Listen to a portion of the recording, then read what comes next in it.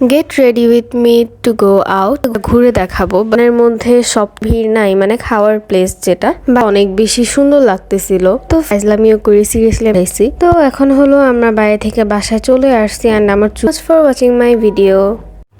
Get ready with me to go out. Hello everyone, welcome back to my another vlog. আমি আজকে চলে যাব জামাল খানের বুবু ওয়ার্ল্ডে। অ্যান্ড আমি তোমাদেরকে ওই পুরো প্লেসটা ঘুরে দেখাবো, আর আমি কি কি করলাম, কি কি খাইলাম, এটাই তোমরা দেখতে পারবা। আর আমি এই ভ্লগে খুবই কম মিউজিক অ্যাড দেওয়ার ট্রাই করব, কারণ এর আগেরটাতে যখন আমি মিউজিক অ্যাড করছিলাম সিরিয়াসলি কপিরাইট খাইছি। মানে এত কষ্ট করে ভ্লগটা বানাইছি, বাট কপিরাইট খেয়ে গেছি। ইভেন আমি এই নিয়ে আমার 3টা নাকি 4টা ভ্লগে কপিরাইট খাইছি।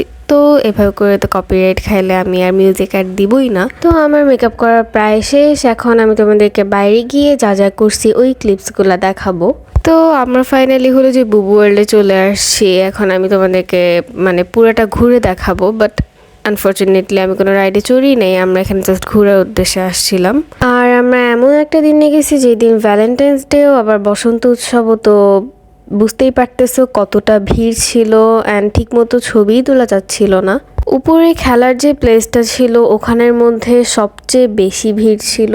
তো ওখান থেকে আমরা ঘোরাঘুরি করে পরে নিচে চলে আসি।